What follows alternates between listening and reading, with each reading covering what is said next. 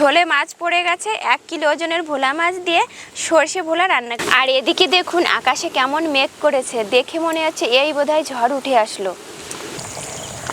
ঝোল অনেকটাই ঘন হয়ে গেছে।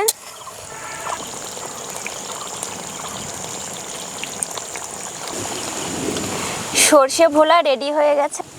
দেখুন রংটা কত সুন্দর এসেছে আর কতটা লোভনীয়।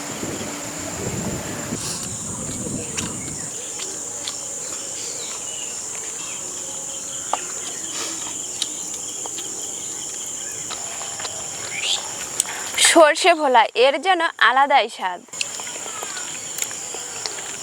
খেতে এতটাই সুস্বাদু হয়েছে আঙুল না চেটে থাকতে পারলাম না। আপনাদের সঙ্গে অবশ্যই ফুল রেসিপি শেয়ার করছি রাত 8টায় ইউটিউব বা ফেসবুক থেকে। আপনারা